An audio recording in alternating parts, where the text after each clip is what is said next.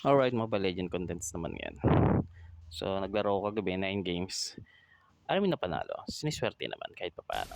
Tapos, ginamit ko ito, Balmond. So, ano tayo dito? Fighter na naka-makunat.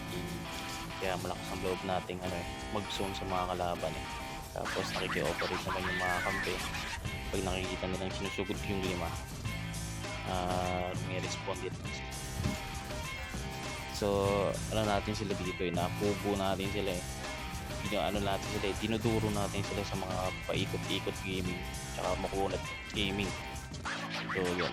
Siyempre, pag naglalaro tayo, tititignan natin yung mga kalaban natin, tapos kung anong defensive item yung gagamitin natin. Ginagawa ko kasi puro defense item muna sa umpisa. Tapos, late na yung mga attack skill.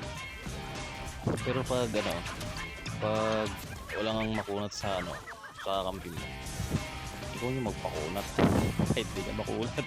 Ikaw na yung mag-tank, ikaw na yung mag-adjust yan. Ikaw na lagi mag-adjust sa mga paglaro, lalo mga solo gamer dyan, mga ayaw mag-adjust, ikaw na yung mag-adjust para sa kanila, para lang magkaroon ka ng panalo, swertihin. So, swerte lang naman ang paglaro ng Mobile Legends. Swerte sa kalaban, swerte sa kampi. Pag umayos ka sa kampi, umayos ka sa kalaban, malas talaga. Kagabi, swinget tayo, 6 na panalo, 3 talo. So, pwede na yun. Mga tangat na yung rank natin. Napunta tayo sa Legend 4. So, mamayang gabi ulit, pag tapos na yung gawain bahay natin, pagiging house husband, try ulit natin mag-rank. Tsaka, depende na sa signal.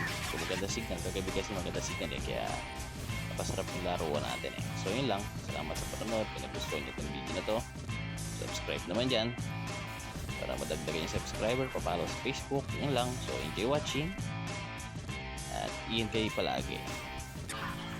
Bye bye. Chill din pag may time.